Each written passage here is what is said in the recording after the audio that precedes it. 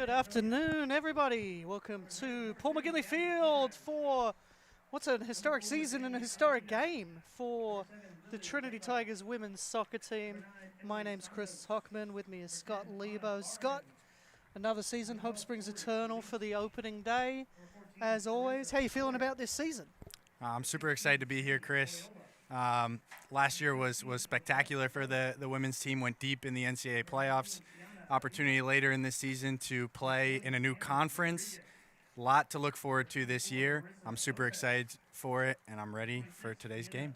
Yeah, we mentioned a historic season for Trinity. First season in SAA for soccer, at least. Of course, football's been playing in SAA for some time. And also a historic game. It's the first competitive game against A&M San Antonio. They have played friendlies, and Texas A&M are counting this as a friendly because of quirks of their schedule. But it will count on Trinity's schedule. And so really exciting. A local derby. I haven't figured out a catchy nickname. We have the Hildebrand derby for UIW and Trinity. We don't have anything for this one. So No, and the men played a scrimmage with them earlier this week as well. Yeah. So Coach Harrison, when I spoke to him earlier this week, says a team we're familiar with. We're excited to play them. So yeah, I think this is gonna be a fun one. Really cool to see it as a competitive game, at least for Trinity. So really excited to see it. I haven't seen Texas A&M San Antonio as much as I should as someone living here. They are on the south side, so it's a bit far for me, living on the north side. Let me run you through starting lineup for Texas A&M San Antonio. In goal, it's going to be Vendela Lance. Then we've got Lillian Spears, Anahi Banda, Shannon Best, Yasmin Dominguez, Frida Perez, Avery Scott, Yolabeth Alvarez, Skylar Parker, Sam Lopez, and Ali Lopez. Some names might be familiar to folks in San Antonio. They've played for the Athenians. They've played in the summer leagues. And then for Trinity, starting lineup. I think an unsurprising lineup, but we'll go through it. Lauren Little starts in goal. Malia Cesar, Alex Doran, Hannah Khan, Bree Werner, Kylie Harris, Darian Williard, Ilsa Newland, Madison Bogansky, Kyla Boven, and Ellie Creek are your starters for Trinity. Like I said, I don't think there's much surprise there from Trinity, going with what I would expect your starting 11 to be for most of the season.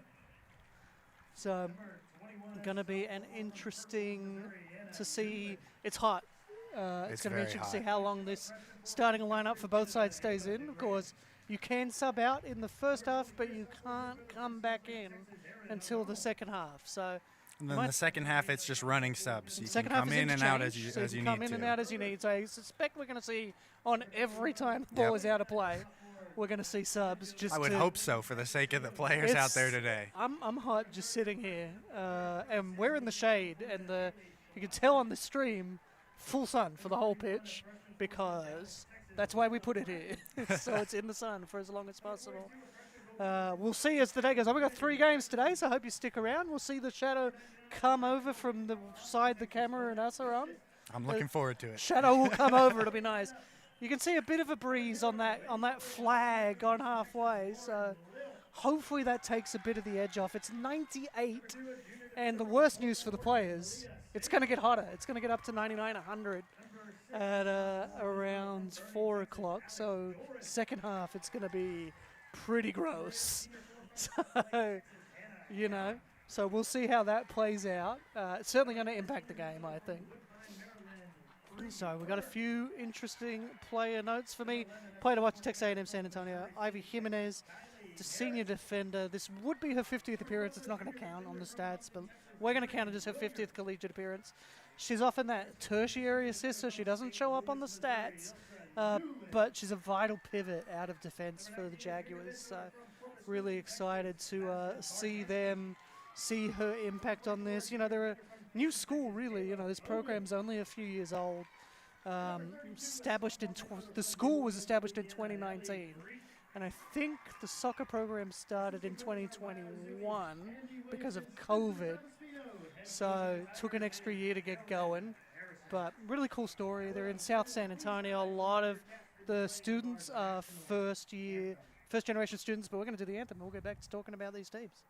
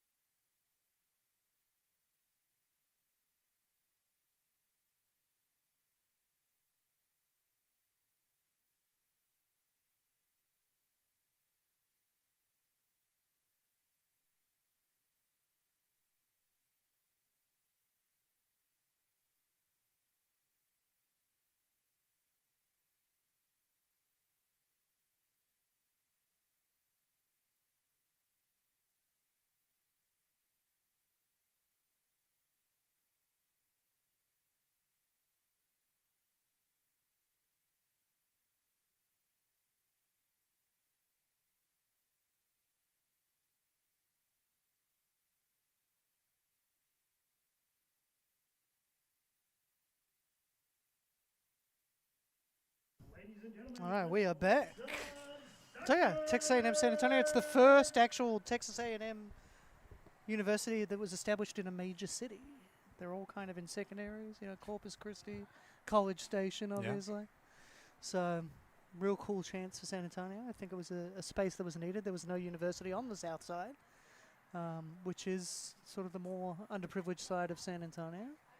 And so they don't get a lot of services on the south side that are needed, to be quite honest. So real cool to see Texas A&M San Antonio getting us started here. They will be in all black. Bit rough in this heat. Yeah, I mean, Trinity went with white, so Texas A&M had to go with black. My condolences, because it's hot. So Trinity will be in the white and the black. I think they both have red as an alternate. I think they both wear maroon as an alternate, because Texas A&M obviously Texas A&M system. So for TAMUSA. So so we'll see how this one plays out. But yeah, and then obviously an exciting goalkeeper, Vendela Lance, for Texas A&M San Antonio. Yeah, interesting opportunity for her. A first year coming in playing a really strong attacking side in Trinity. If you got to watch them at all last year, Trinity didn't allow a single goal at home. They were undefeated at home. Really, really strong. Scored a good number of goals at this field, at Paul McGinley Field. It'll be a tough debut for the freshmen for the first year, but coach gave her the start, has the confidence in her. We'll see how she does. Yeah, look, a big pickup. She's the only player on the roster from not Texas, and she's from Sweden. So, I mean, you got attention. You got picked up because Texas A&M San Antonio, if you're not aware, they play in NAIA, so not in the NCAA system, but the other system for universities. They are in the Red River Conference, which means they get a derby every year because OLU is in Red River as well. First meeting between these sides, I think it's going to be an interesting one. They did play Texas A&M Corpus Christi and lost 6-0. I will say that Texas A&M Corpus Christi is an NCAA Division I school. So, unsurprising result, I wouldn't read much into it. Yep. They're a Division I NCAA school. That's kind of the result that's supposed to happen when you're in an AIA school. So I hope they don't read too much into that, don't get their heads down. That's just what happens when you play a Division I school who are pretty good. Trinity, though, like you said, undefeated home last season. They're going to be looking at this as an opportunity to get the season going. They are ranked number 10 by United Soccer Coaches. So going to be an interesting season for them. They move course to SAA. They are the SCAC champions. I can't call them defending SCAC champions because they're not defending it. But that's exactly how Trinity wanted to end their reign, getting a title, taking it home. So taking the trophy to go. Yeah, it's always here now. I think they are going to have to give it back. Oh, yeah. But, so exciting time here for Trinity. And of course, play to watch for me, Kylie Harris, sophomore defender. She was all-region in her first year of college soccer. Also defensive player of the year. She's been a vital player in defense. Like I said, they didn't concede any goals at home last year. She was a vital part of that, was Kylie Harris. Yeah, especially with Ilsa Newland missing a lot of time last year. Her center back partner, when Trinity is at full strength, missed a lot of time due to injury. And Kylie Harris held it down in her absence. Really good first season for her. Yeah, it was a big thing to come into with a player as vital to be out. So, but she was already in the team, so she was already starting, but she did have to take on a lot more responsibility. So really, really cool to see her win those awards. I think it only augurs well for the rest of her career. She's still got three years left. So, not a ton of turnover for Trinity this year. So, a few players. Oh. Goalkeeper change is going to be, doesn't count as a sub. So we've had a goalkeeper change. It's not a sub because it's the start of the game. It's going to be Isabella Villarreal for Texas A&M San Antonio. Junior goalkeeper. She is a local. basically we're not feeling well in the heat. It happens. We had a game. Actually, I've been doing games this summer for the Athenians, and we had a referee sub in a game because he just got heat stroke. He looked at his watch, and his heart rate was just way too high as he was standing on the sideline to start the second half of the AR, and he just thought, I really shouldn't push this, and switched out the fourth official. And we are underway. Season goes. Pretty common play. Play it down the line, wide right. Yeah, becoming more and more popular these days as well. It's an idea that, you dump it down in their space. It's a bouncing ball, hard to deal with, and you can kind of pin them down there and win possession back in the attacking third for your first possession of the game. Didn't work out for A&M San Antonio that time, though. Yeah, and, I knew a coach who always said, when you have the kickoff, all you're doing is you're the first team to lose possession. So let's just get it out of the way. Yeah. So I don't have an issue with it. I like it. It's a nice, it shows attacking intent early, too, to try and get that ball down there. I think there was a bit more on the ball than the rest of the attackers expected. But although I think it's where the ball should have gone. So yeah, I think it was a great ball. It was a good ball. Just wasn't right. Ball comes in, but keeper's going to get that. It can be hard. I played keeper. It can be hard when you don't expect to start to then be thrown in and playing in this heat especially. I mean, truly a last-minute decision as well. I'm not sure if you guys were able to hear, but, Coach coming over to us right before the start of the game to let us know about that decision. Thrust into this position, I'll keep my decision to have my player of the game, the player to watch, be the goalkeeper, because now it's a whole different level of stress and pressure on that player in Isabel Villarreal. Yeah, she played 11 games last year. She allowed a 1.99 goals allowed average, which their season was a bit rough. They had a good season in the end, though. They came 8th in the conference. They made the quarterfinal. I think they lost on penalties. I'm going to go back to my notes. They did. They lost the conference quarterfinal on penalties. So I think really good things ahead for Texas A&M San Antonio. So Trinity working it up the right. One thing to note early from Villarreal, too, is she's had 2 opportunities to distribute the ball already, and both times she's gone out trying to find her right wing, successfully doing so as well. That's a tough ball, especially under this type of pressure. Good bit of defense there, just playing it out for the corner. Don't give Trinity the chance. There wasn't a ton of support in the box, but if you give them the chance to cut in, you never know what's going to happen. So I like that from Texas A&M San Antonio, putting it out for a corner. And Malia Cesar has just hit a milestone. That's her 2,000 career minutes for her. She only needed 2 minutes to do it. So she has officially played 2,000 college minutes. Whoa. Good effort there. Great shot coming in from Hannah Khan. Yeah, as soon as it lined up for Khan on the edge of the box there, you knew that she wanted that shot. That's her range. She's got a powerful right foot. She's typically on set pieces from that sort of range as well. That was her type of shot. Great save.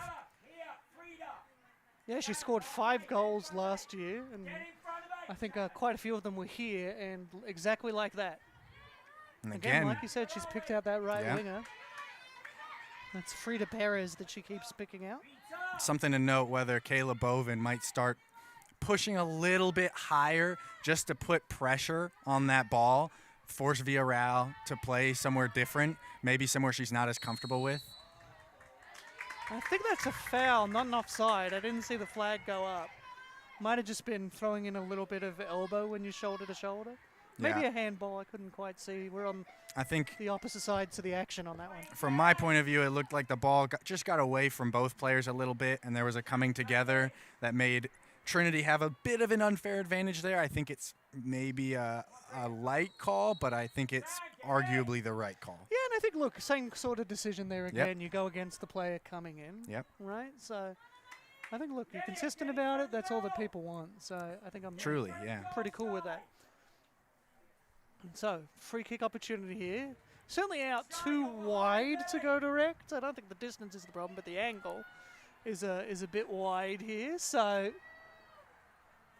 we have the free kick. What do you think, about 25 yards out, tight angle. Lots of players, though, on the edge of the box for Trinity. Malia Cesar running near post. That's where it goes. Just a little behind her. Shot comes. Oh, what a Great save phenomenal work to come in literally last second. They were in the team huddle, and that's when the decision was made. Yep. And that's react so well.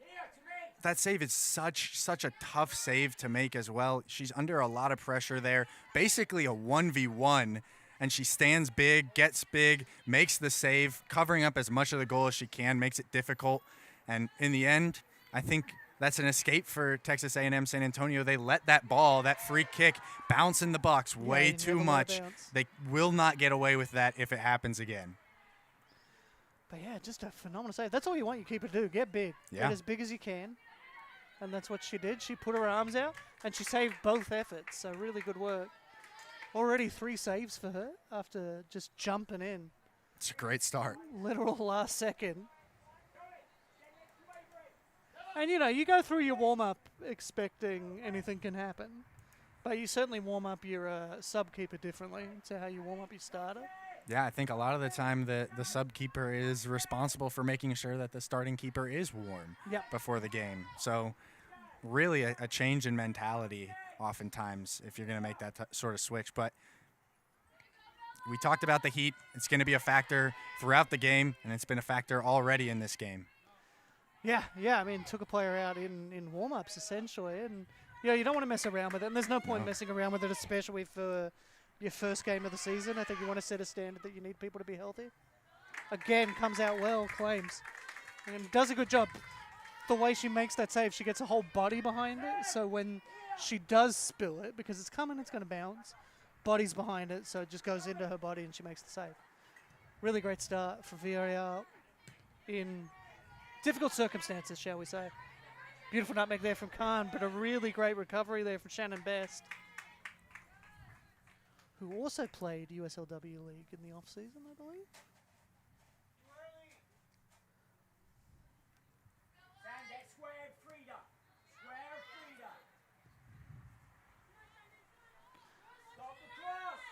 Goes across, blocked, but it's gone straight up, so there's a chance for follow-up here for Trinity.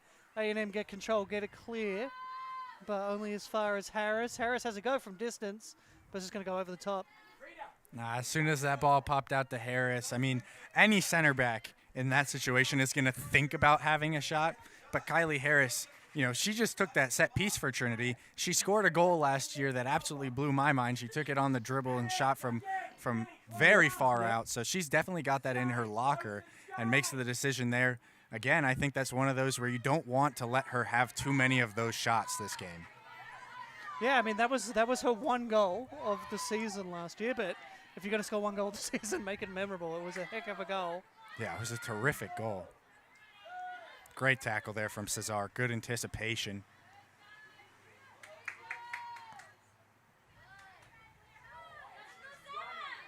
We're going out long. There might be a chance here if they can keep the pressure on A&M San Antonio. But, again, Harris comes away with it.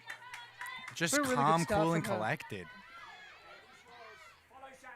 Under a lot of pressure there and just keeps the ball under her feet, under her control, gets out of pressure, and releases it into the attacking third. And now Trinity again on the attack. A&M San Antonio have been pinned back quite a lot early in this game.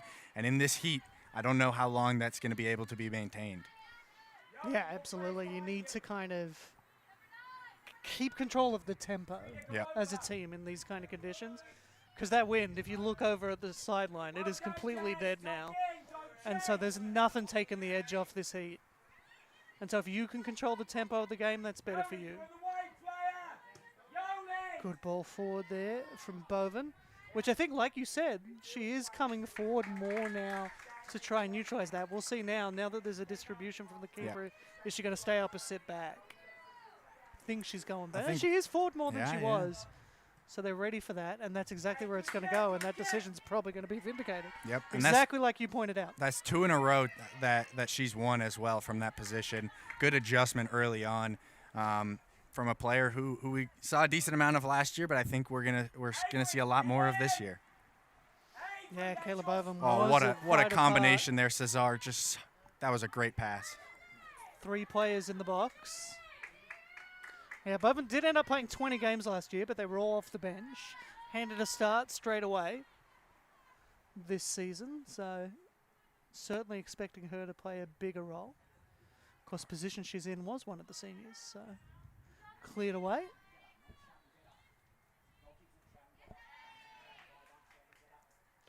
And another throw here for Trinity. About 10 minutes in, still scoreless. Texas A&M San Antonio. Trinity knocking on the door, though. Yeah, they had one good chance earlier that just didn't come off for Texas A&M San Antonio. Jaguars. And so now Trinity up at front. Sending it wide. Just, I think, got their lines crossed there. Was expecting the ball to cut in instead of going wide. Goes out for a Texas A&M San Antonio throw. Which isn't a bad result for Trinity. You want your team, you want your opponents kind of camped down there. I think if Texas A&M San Antonio just sort of calms a little bit, I think they'd be in a better spot. I think it's just this panic to get rid of it and get it out. And maybe if they do more of this, where you pass it around, Yep. and you wait for your players to be proactive, I think they're going to have more success. Especially while it's still early in the game, because one of the biggest things Trinity are going to want to do when they're in possession is move that back line around and force A&M San Antonio to work. Open, too close to the keeper for me. Yeah. She was wide open.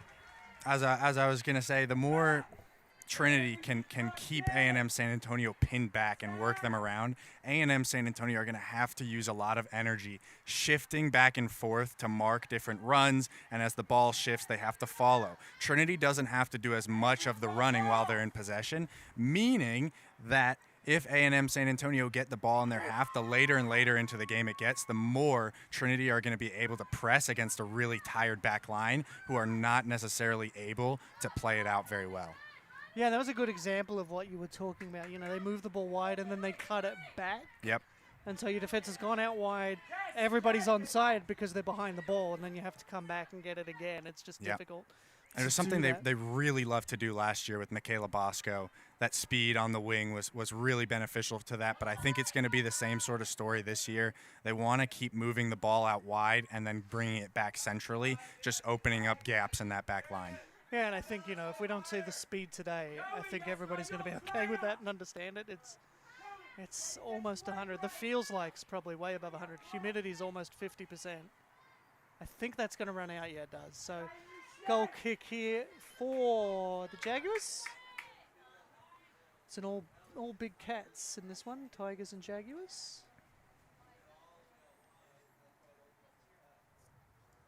But so far, Texas A&M keeping Trinity at bay. Referee thinking the ball. Yeah, it did kind of roll outside of the 6-yard box. The breeze just hit it exactly the wrong moment and rolled the ball outside. That's what the referee was talking about. Ball goes along. She's changed to go more down the middle, but still only finds Boven. Played away. Now controlled. That was some good control from A&M, but it just didn't come off. Turn comes. Ball goes out to Khan. Khan now cuts inside. Has a go herself. Ooh. Just. I thought it might have been curling and tipping enough. The breeze did kind of pick up right before she hit it, so it might have carried it a bit more than she wanted it to. I don't mind having a look at that. There weren't a ton of options in the box either, so. No, and again, she's a player that you want to take shots like that.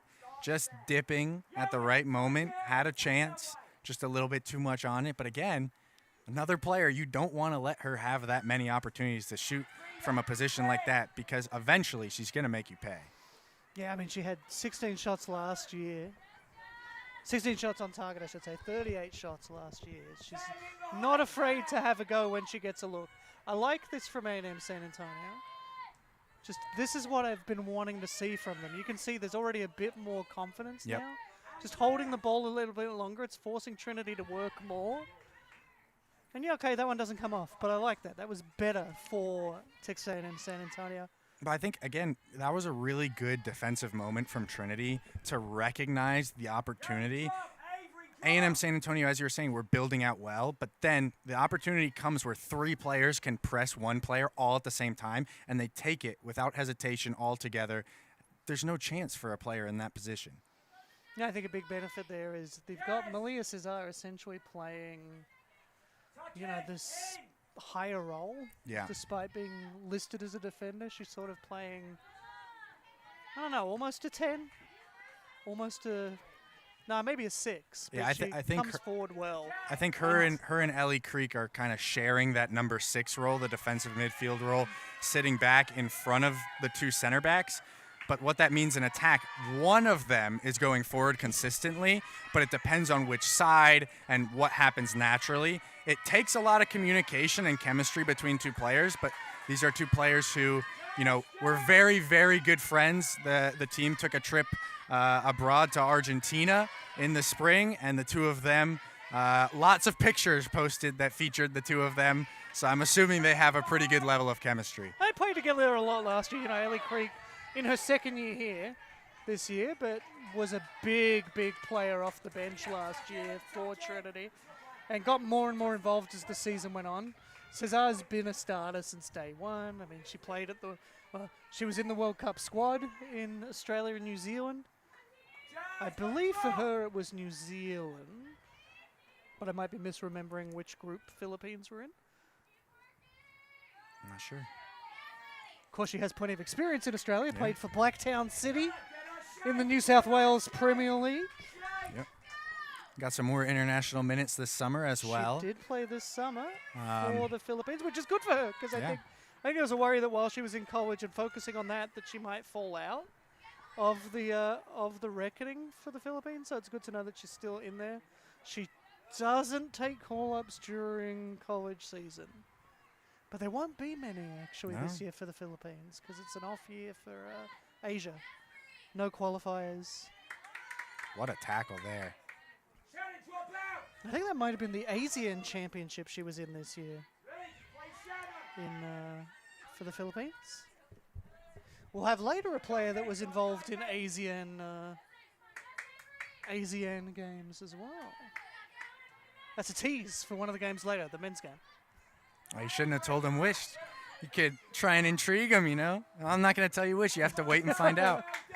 You'll have to see. It's a St. Thomas player is what I should have said. And that way it could have been either game. Because, stick around. There you go. We do have PLU versus St. Thomas. That'll be a useful scouting opportunity for any Trinity fans because they play PLU on Sunday in our early game. But they are up pretty much straight after this. We've got 3 games. Triple header today for all you soccer fans. And it's a week where the pro team's away, so this is it. This is the soccer in San Antonio this week. Ball goes forward. We have a few derbies in San Antonio soccer this year as the ball goes out wide. UAW is going to play UTSA at Toyota Field. One thing I'm noticing A&M San Antonio doing that I'm liking a lot is they're marking Ellie Creek and Malaya Cesar really hard as they check back to that back line, forcing Trinity, if they want to go up the field, to go wide first. As much as that takes a lot of running and shifting from the team, it is easier to defend a wide player because you essentially have a second defender with you in the sideline. Yeah, and there's really only one direction they can go. Yep. So goes out for a throw. We're almost 20 minutes in, still scoreless. Between these two sides, obviously been all Trinity, which I think is what everybody expected. Nationally ranked Trinity. But I think so far, a really good defensive effort from Jaguars. Yeah, it's tough to be defending for this long. That's a great ball. Oh, good header from, good contest from A&M San Antonio. Because that's what took a lot of the heat off the ball. Goes into the arms of the keeper. Happy to claim it, Isabella Villarreal.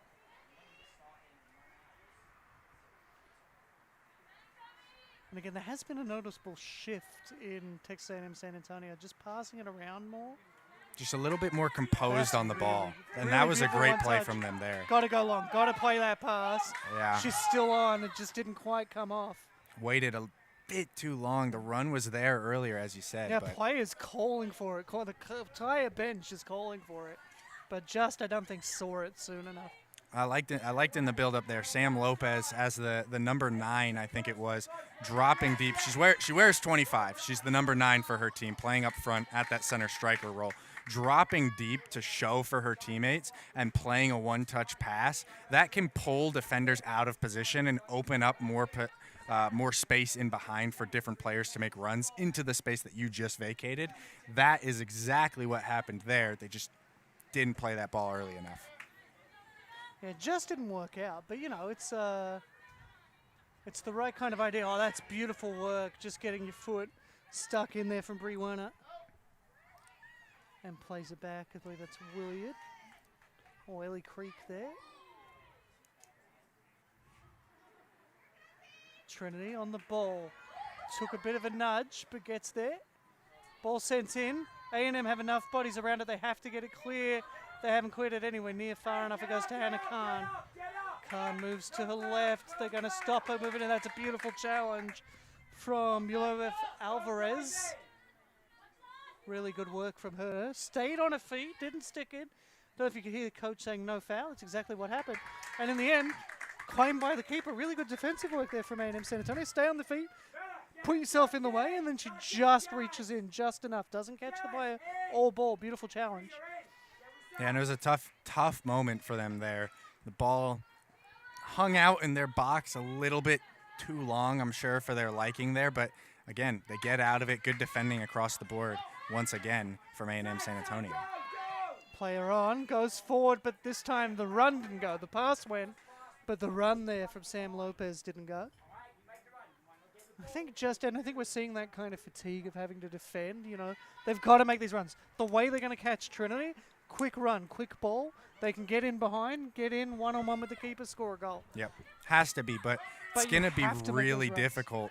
You have to make the run.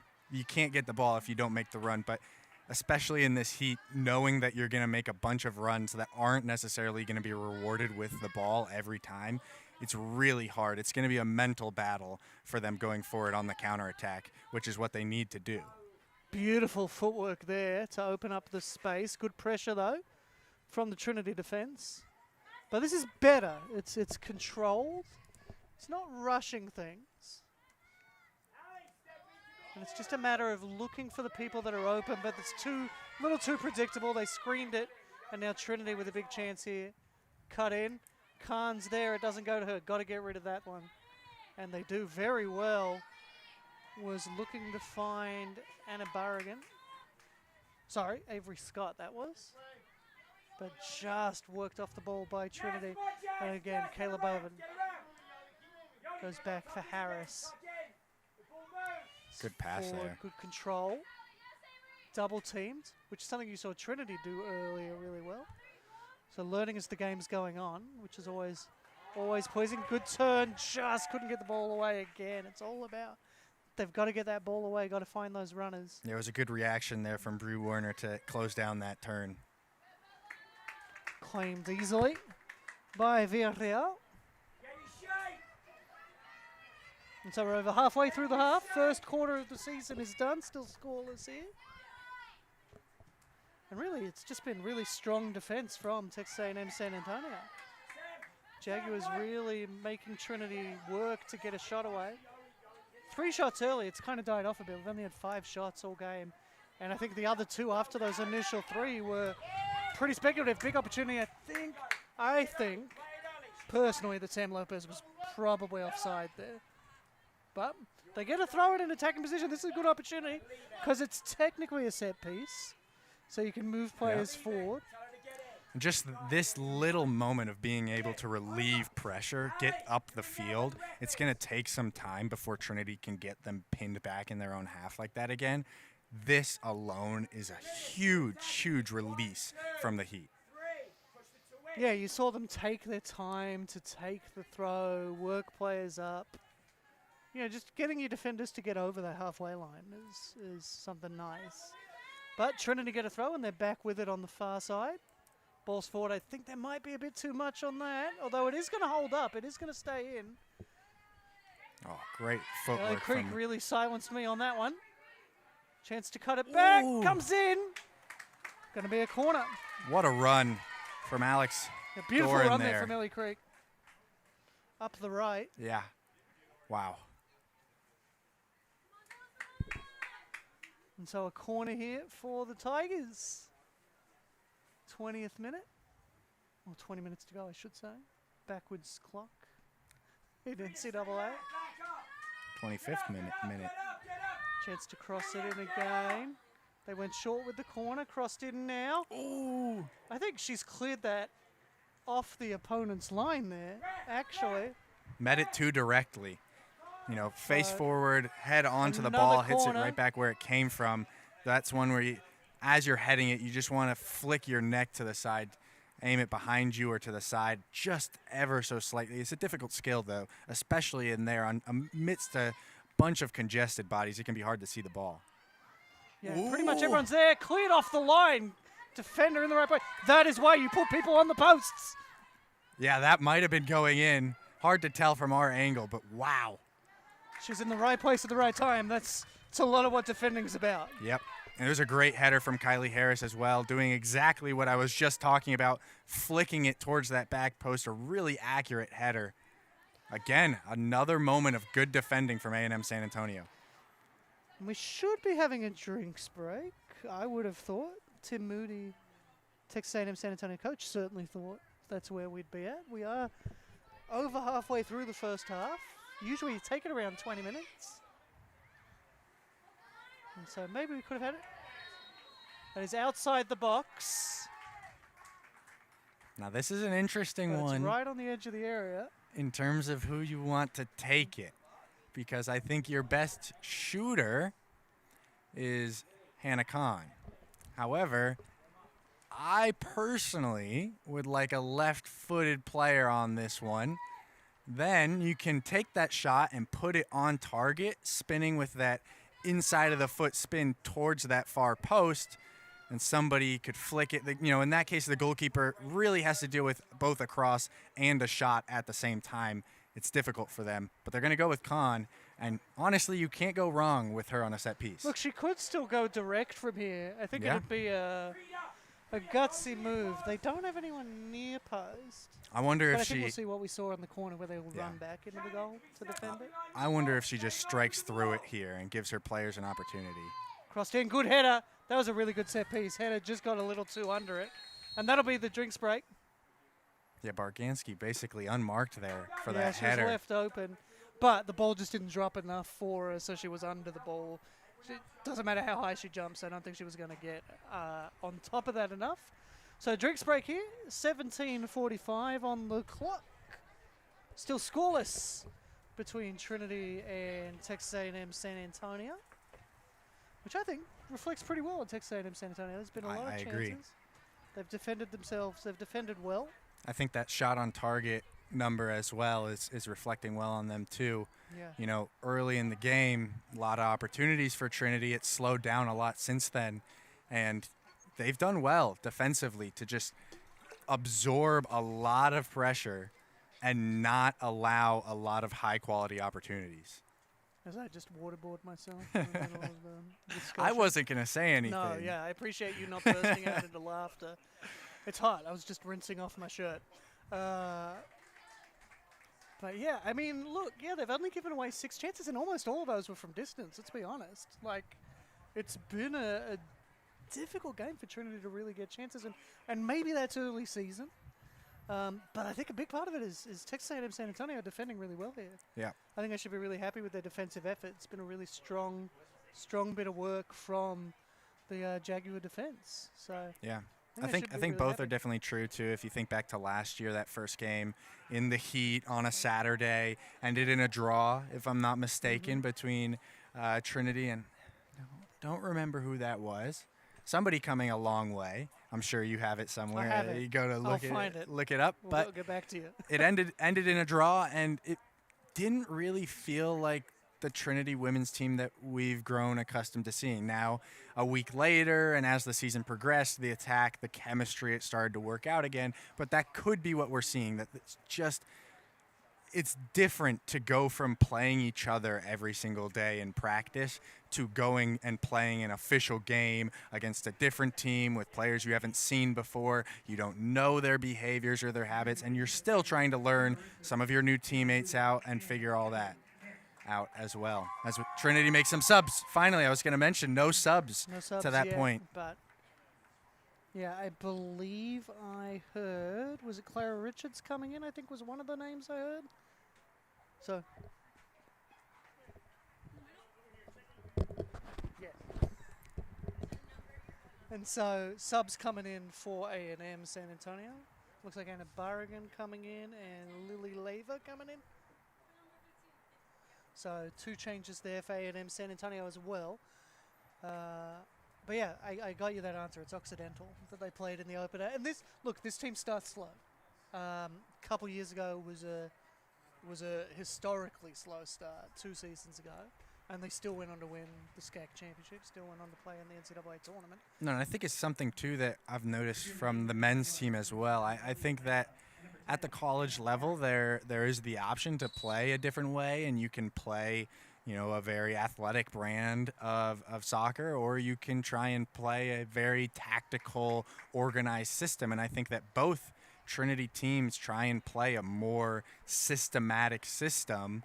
Wow, that's great work for me. Okay, it's okay. Systematic system. You're just emphasizing that it's a system. But I think both teams, and it takes time as well to settle into that system, especially when it's a new year, and especially you mentioned with the men, they had changed their system year after year. I think the Trinity women going with what looks like to me a 4-3-3. Once again, 2 6s as we mentioned earlier, Cesar and Creek kind of rotating, but A&M San Antonio is also presenting a unique challenge defensively, so I think that adds to the challenge. And look, when you put your schedule together, this isn't like the Premier League where the schedule's set. It's not like the Premier League where you have your schedule set. You make your schedule, and so you want teams that provide different challenges for the sections of the schedule that you can make up, that you can decide. And so I think Trinity will be really pleased with the match they've got here. Yeah. From Texas A&M San Antonio. No, I think, again, if we're talking about a team that struggles to find their attacking form early in the season, what type of team do you want to meet early in the season then? A really good defensive team who gives you that challenge so that you can learn from it. I like the keeper tried to come to get that. I think it was always a bit of a lost. I think that's one of the differences between the women's game and the men's game is that I think the women's players often put that effort in, and the men will just be like, I say that as a man that was a goalkeeper who did that. So don't come for me. That was me. I guess I'm just talking about myself. I was lazy. And that's why we conceded a lot of goals, I guess. Ball swung in, another good corner. That's a beautiful header. Again, there's a player in the way, but it falls favorably for Trinity. Really well taken goal. Ball just fell exactly right for the Tigers. But again, the player on the line blocks it. So defense almost did the job. Yeah, I think that's a moment of recognition there from Ilsa Newland. Ball comes in, and Kylie Harris is the one to win the header again. It's very similar to that last corner. She flicks it towards the back, and same player once again makes the block. It's Lillian Spears who makes that instrumental block off the line, but I think Kylie Harris sees it coming, anticipates it. Maybe that's because of the last corner. Maybe she's just aware in this situation, but she pounces on it well and takes her chance with composure. A simple pass into the back of the net. Great finish. No, it's what you got to do. You're there to score goals. You're there to poke them in, and you got to feel for the defender who's done everything right, and just there's nothing she can do about the follow-up. Yeah, and she's put in a position there which is really difficult. Coming from somebody who plays defensively, plays in similar positions oftentimes on corner kicks like that, whether Kylie Harris's header is easy for her to see or not, she still has to move her feet very quickly to adjust to where that ball is going to go. It's not one where you can just clear it straight out very easily. She's if we had replay, today, you could see she's stretching, reaching for that ball. It's not necessarily a comfortable clearance from her, and in the end, it's pretty difficult, and it falls into a dangerous area. Yeah, and of course, Ilse Newland scoring, I think, is a significant moment after she spent a lot of last season injured. She'll be pleased to get off the duck for the season. In fact, off the duck for her career. It's her first Really? collegiate goal. I know, I can't believe it either. But I'm looking at it, and it is her first collegiate goal. Well, that makes sense. She was particularly excited about that She was one. very excited about and the the team goal. all seemed very excited as well. Not to say that the first goal of the season isn't something to be excited about, but everybody just seems to have a little bit of extra pep for that goal. It's always nice to see a senior get their Oh, first yeah. collegiate goal. So Yeah, especially someone as important as Ilse Newland, Yeah, who has Ilse played so Newland's many been vital. minutes. yeah, she's played 4,000 minutes in her career and missed like basically half of last season. So essentially, when she plays full 90s. So big goal. I think when you come back from an injury like she had, it was a pretty serious injury. Getting that first, whatever it is, first milestone, and for her it's a goal today. Yep. It's really going to set you up. That's great work there. What a run from Clara Richards. Big run, chance to cut it back. Good work again defensively. Also, they're marking up really well. They're getting into those spaces, the Jaguars, to stop those Ooh. balls coming in. So, really good defensive work again from the Jags. And if not for that, we'd be looking at a very different scoreline. Yeah. So, really exciting. No, I think that they're very well positioned in terms of their formation to deal with what Trinity's trying to do, as they'll come again here. So I'll take a second. Oh, What a hit! wow! Just launches it. They give her the space, and she takes a hit, and it's a brace. Shrug of the shoulders. It's a brace from Ilse Newland, who had, until today, had not scored a collegiate goal, and now it's 2. And what a goal. And I will say there's a history on this ground of the goal of the season being the first weekend. That could be it. It could be. It could be. That could be it. And again, not really much wrong defensively. She's just got space in midfield. You're not expecting her to do that, especially because until 3 minutes ago, she hadn't scored a collegiate goal. Now it's a brace, and you bet she's going to want that hat trick now. They're not going to be able to get her off the field. So Ilse Newland, out of nowhere, 2 goals, Golden Boot lead, and it's going to take a brace to dethrone her at this point. So I don't think you would have had anyone predicting that. Stunning goal from Ilse Newland. And it's a Makes tough it one 2. for a keeper as well. You're just slightly off the line. Oh! Cleared off the line again. Just didn't get enough on it. To be fair, the ball came off the keeper and it's behind her and she's stretching. Yeah, good reaction there just to get it on target. And then, again, good defense, running onto it, getting it clear, doing what you got to do. I've said, I'd like him to pass out of the box. That's one of the scenarios where you just clear it. Just get rid. Things might start to open up a little bit more for Trinity now, as A&M San Antonio are probably going to have to try and make some sort of adjustment to the way that they're playing. Yeah, I think we're going to see 2 up front now. Maybe switch to a flat 4-4-2. We'll see what happens. Ball swung in again from the Tigers. Far post. Headed back. Ooh. Keeper claims. Good So I didn't effort. end up heading it back like it looked from my angle. Just went for the goal. Villarreal reaches out, makes the save. Despite the fact that I think you're right, they're making that shift to 2 up front. They haven't changed it at the back. They've been playing a 5-back for a lot of this game now. I think multiple of their center backs have taken opportunities to step into a more defensive midfield role at times, whether in possession or to step up and try and prevent a player from running at the back line like that. But a back 5 has set them up well to defend against Trinity's crosses back across the box.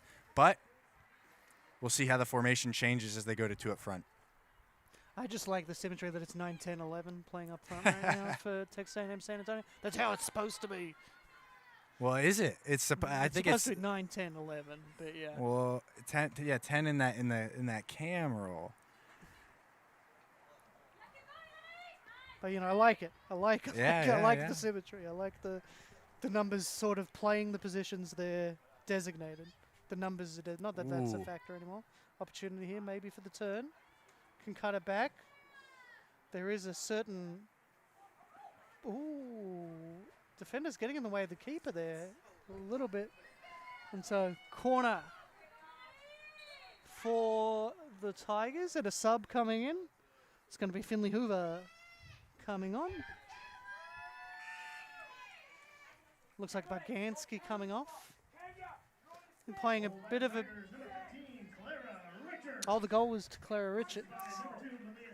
So, not a brace. I'd have to say, Clara Richards started a lot of games last year in the number 6 role. Didn't start today. Maybe that was one of the more surprising things in the lineup today. But since she's been on, she has been spectacular. She had a great run using great physical strength, great on the ball, and then a spectacular finish. She's got another shot there. Yeah, I read the 15 as a 16. I just got a new prescription too, so.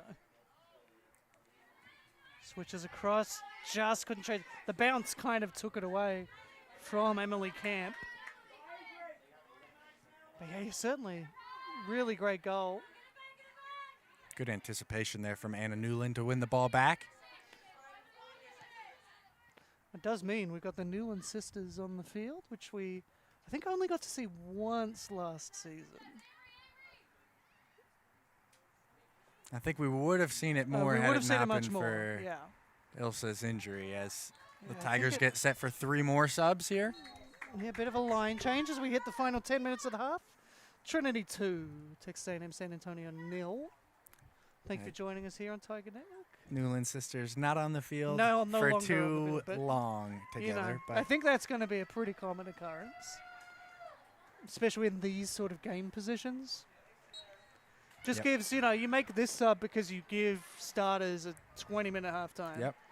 Or a 25-minute halftime instead of a 15-minute halftime. So I wonder whether Kylie Harris might get the opposite sort of break. You know, play the entirety of the first half, but maybe start the last or the first 10 minutes of the second half on the bench so that her and Ilsa can both get a little bit of a longer break. Chance to cut it back. Does so. Was a dangerous run there from Emily Camp, but just in front of her, it's going to go out for a throw for Texas A&M San Antonio. There's a whole bunch of tactical things you can do when you have the sub rules that we have at NCAA. Just like we saw the game kind of change when the 5 sub rule came in. That's a block. It does well because it blocks it and stays in front of her. You got to get enough of your thigh in the way to keep that in front of you. It's what she does. Really good work. Because if that comes off your shin, it's just going to go up and behind you. So, really good work. Now for a throw for the Jags. And I was talking that, you know, 6 shots and they were all from distance, and it wasn't, you know, the last few had been from distance and it wasn't looking as great. And then 2 goals for the next 2 shots. So Tigers doing well. I think, you know, converting, that was their good chance to get 40 for the Jags. Right as I say that, though, Trinity take it back. My apologies to any Texas A&M San Antonio fans watching. Running out of space on the hill for people to be in the shade now. Good turn, chance to get the ball forward. She's going to have to chase her own pass. Nearly got there, though. Solid bit of work there from Yasmin Dominguez, who spent a lot of time watching play this summer for San Antonio Athenians in USLW League. She had a good season for them.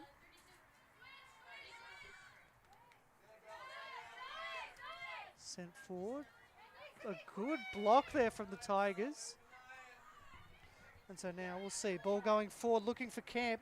Camp's been a really big target early. She's playing a little more centrally than they were playing their striker in the early stages of this. It looks like they've shifted maybe a little more to using the wing up front than having your defender run. You're using these attacking wingers. You can see Camp coming out wide now. Well, we can see, you can't see on the screen because we're following the ball. But now another chance wide right. Camp's looking to cut in. for an early ball that's not going to come. They're going to play it short. Good ball out here from the goal scorer, Richards. I think it's going to run, though. Yeah, just beats her out. The dimensions here are very big, so you've got to be careful when you're chasing those balls that you don't run out. But yeah, you run out and you run into a wall, or you run into the bench or the stands or something. It's a lot of things to run into on this field. Big field, a lot of space. But when those kind of balls go away from you and you're chasing at full speed, you've just got to hope you can jump that little retaining wall onto the... I guess we'll call it a running track. I mean, that's what it is. It's not a track and field track. Yeah, I think that's the right decision. That boot was aggressively high. No intent, but... just a little dangerous. That's the dangerous. Rule. Dangerous play. Fortunate that didn't catch her, because that could have been a very different story. But I think we heard earlier, I don't know if you heard it on the broadcast, but Dylan Harrison saying right idea with the through ball, just a little too much on it. But that's what these early season games are for. It's for finding the players that are, it's for taking these chances, figuring out what's going to work, what doesn't work. Everybody's going to be rusty. You've got to remember it's only been 1 week of training. This isn't like pro soccer teams that can train whenever they want. You've got rules about when you can train, and it was start this week. So actually, I think playing Friday might have got them 1 extra week. Putting this Friday game offside against the Tigers. So good push up there from Jaguars. But there could be some changes happening to soccer in the NCAA world. We'll see what happens. I'm excited by it. I'm excited by the discussions. We'll see. Obviously not this year, maybe next year. It's always fun to ask the question, you know? Yeah, I think, obviously soccer's a bit of a different sport to every other sport. So maybe year-round soccer. Would be, it's an interesting idea. There's also some other discussions that I don't like as much, but I like the year-round idea, shall we say. Good body there. Yeah, uses the body well, just turns. It's perfectly legitimate skill. Did want to get a header on that again in the end because it was bouncing over it. That's an impressive bit of marking there as well from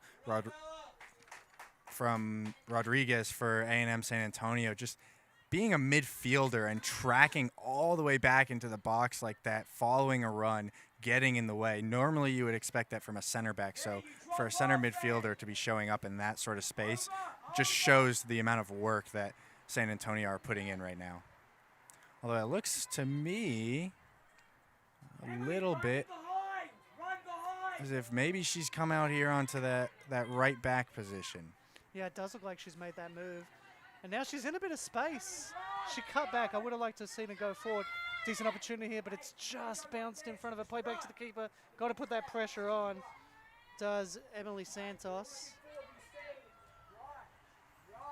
No, especially you've got Lauren Little in goal there, who's got experience playing for the team, but not as much as previous goalkeepers. Lauren Lewis here last year was a mainstay in the team, and, new keeper this year. Always good to just try it, You never know what could happen. Nerves, she hasn't really been involved in the play either. She's been standing back there in the heat for the majority of 45 minutes without being involved. You never know. Yep, Lauren Little did play a bit last year, but only 2 games. Only made 1 save on the 1 shot she faced. She only played 49 minutes, so certainly a new goalkeeper. Would also expect Claire Binns to show up a bit. She played slightly more, played 4 games, 109 minutes. But yeah, definitely a new starter at the back. I guess they kept the Lauren tradition. Yeah. Going for another bit with starting Lauren Little. But I suspect beyond that too, the Lauren L tradition. The Lauren L tradition, that's true. Lewis to Little. I suspect there's going to be a bit of a battle for who's getting that starting goalkeeper spot, but we'll see. I asked Coach Harrison in anticipation of Lauren Lewis not being here how he felt about the goalkeeper situation, and he said we've got great depth and we've got a lot of options, and we're confident in what we've got, and He said that one of the reasons Lauren Lewis was as good as she was here was because of the people behind her who were consistently challenging her and pushing her to be her best, and that he expects that to continue with whoever is a starting goalkeeper at different points during this season. Yeah, beyond those two obvious options, you've also got two first-year goalkeepers, Trinity Jefferson, Colette Whitsitt. So I'm sure all four will see some game time at some point this season. Trinity likes doing a late goalkeeper switch if they're ahead, so wouldn't be surprised if we saw maybe on Sunday somebody make it their debut. As we hit the final minute of the first half. Wouldn't expect anything from here, but you never know. No, I think both teams at this point will be content to get into the shade. Yeah, and get in whatever sports drink sponsor is NCAA's drink sponsor. Whoever that is, get that into their systems, because I mean, I'm sure they're hoping it's very cold. We've both gone through cold. an entire bottle of water each in the first half, and we're just sitting here. So yeah, I'm covered in a nice layer of sticky sweat, and I am sitting here talking. So. And in the shade. We're in the shade. And in the shade. It's hot. They're going quick. Want to take this corner as before. They've got like 5 seconds left. Yeah. I don't think they're going to get it. Are they going to even get this corner in? It's not like basketball. It's like hockey. So if the ball's not in, and it's not, so halftime here at Paul McGinley Field. Trinity Tigers 2, Texas A&M, San Antonio Jaguars 0. We're going to be back in about 15 minutes to bring you the second half here of the season opener for Trinity Women's Soccer. We'll see you then.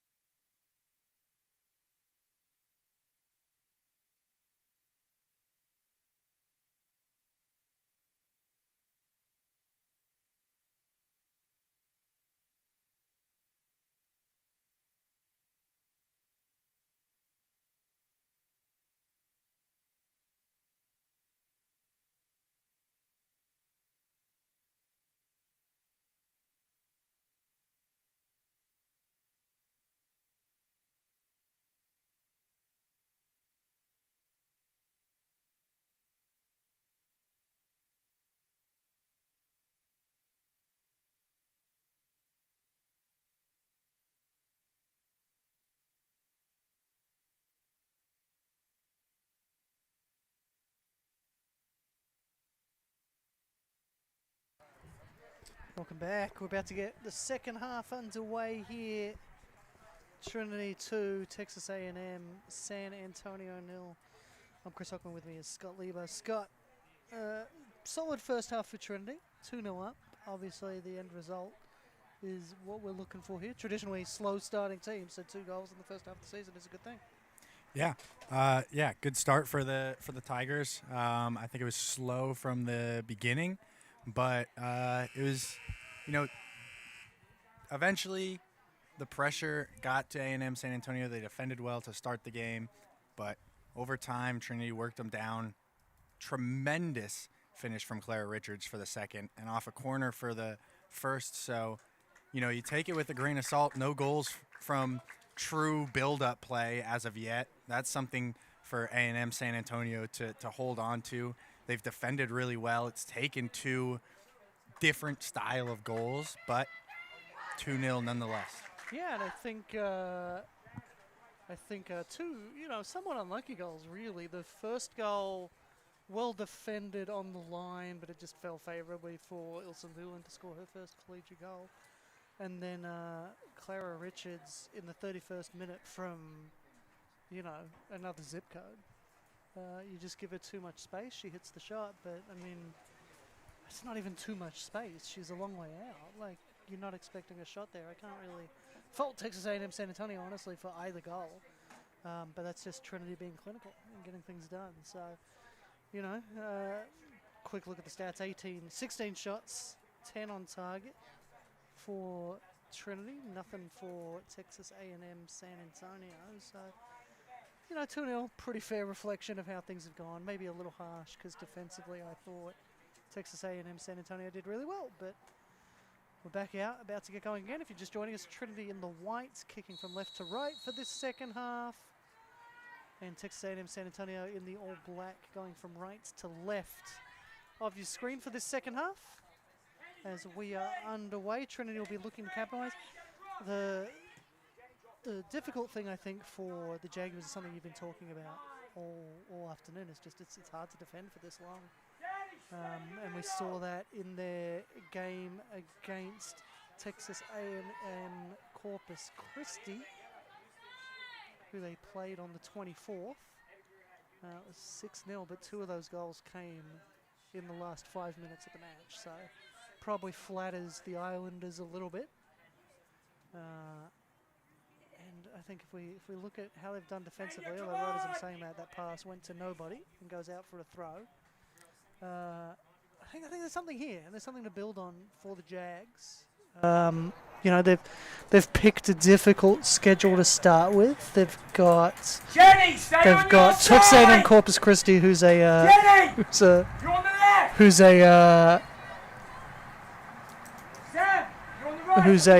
Division I school. Trinity's D3, really established. Then you look at what they've got, UTRGV, who are D2. D1. I think they're in Southland. Shriner, who's another D3 school. So, these first 3 games, Texas A&M Corpus Christi, Trinity, UTRGV, are really hard games to start your season. And I think it's going to ease off a lot. Their schedule from there on, especially once they hit their Red River conference schedule, is going to get a lot easier, and I think they really appreciate having these difficult games at the start. Yeah, you mentioned it earlier. You get to choose your schedule. You get to pick what type of team you want to play, and it's an interesting strategy to start off with such a difficult set of 3 teams. And I feel like it really has the potential to go either way. You could come out of those games feeling like you've learned a lot from teams that have maybe been better than you and given you challenges that you might not face the rest of the year. But you could also come out of it with a team who feels shell-shocked. Losing 3 games in a row to start a season is not necessarily the most fun thing in the world. So again, I think it could go either way, and we'll have to see for them as their season progresses into the later stages. Yeah, it'll be interesting to see how things play out. Of course, it's a young program. Here at Texas A&M San Antonio, only a few years in. I believe this is their first senior class. This is the first time they've had all 4 years. It's their first group of players that have been there for 4 years. So, really interesting to see them develop as we go on. Opportunity here. Cesar, wide right, swung back, cleared away. It's a good body feint from her to open up the space to pass there. But again, A&M San Antonio have defended that box really well. I wanted to note a few changes for Trinity coming into the half. Two of note, goalkeeper switch with Trinity Jefferson coming into the game the first year. And then as well, Maggie Hartnett. She didn't start the game. She's the only non-field starter who's starting the second half that didn't start the first half. And it's, as I predicted, Kylie Harris getting a longer halftime in opposition to Ilsa Newland. This is not something they did last year. They didn't really sub the center backs much at all. Most of the time they would play a full 90. Maggie Hartnett, though, got a lot of minutes last year when Ilsa Newland was out injured. She is somebody they feel confident in, and she provides this opportunity to give both center backs a break while still allowing them to play large chunks of the game and feel confident and comfortable in their space. Yeah, really long-term benefit, that absence. I know, obviously, Ilsa Newland's not going to feel that way, but it did help the team. It forced Trinity to give some experience to younger players as they have a go here. Ooh. Parried away, but Texas A&M San Antonio reacts quickest. Still under pressure there. Yeah, they made the right decision to clear it. I know I've talked about how I'm not going to pass it around, but there are times when you've just got to get rid of it. Yeah, that was one of those times. I think Lillian Spears, too, could have cleared it one pass earlier. Maybe put her teammate under a difficult situation there just by forcing her to be the one to clear it. She was under a bit more pressure. Ball goes maybe a little bit further up the field than they would have wanted, but they get out of it. Yeah, and look, I mean, Spears has been doing a lot today. Yeah. She's cleared the ball off the line multiple times, so I'll give her a break for that. Their back three has, as a whole, been very, very good. Like, it's something you talked about earlier, is that Trinity's kind of figured out where those clearances are going, and so they're able to get first use, which is significant. If you can recycle the ball, I'd maybe like to see them almost play short. Give it a go. You know, this game's not going to count for their stats. It's not going to count for their season. It's not going to count for their record. So try stuff. I think try playing it short, because going long hasn't been working. Now that Trinity's figured it out. So I'd like to see something change there. Just give things a shot. There's no reason to not experiment if you're Texas A&M San Antonio. So that ball's going to go out for a corner for the Tigers. In that pesky corner you love to talk about. Yeah, this corner's a difficult corner. You've got to come down the hill. I was talking about this pre-game, that, you know, they have flattened things out at the back a little bit. I don't know if it's subtle. I don't know if people notice watching the broadcast, but it is flatter at the back now. It doesn't drop off like a cliff like it used to. But you can't really do much about that corner because of the tree. So unfortunately, you can't get a good run up in that corner. Just take it short. Yeah, I mean, you've either got to be really great over a completely dead ball. Swung in, cleared away. Oh, keeper's coming in there. It's in. Well done from Trinity. Barganski gets the goal. And just, you know, we saw so much of this sport. Right place, right time. Yep. Keeper wasn't able to get there. Defense wasn't able to get it clear. Bit of a rare defensive lapse from them tonight. But Barganski gets the goal. Yeah, I do think that's what it comes down to there.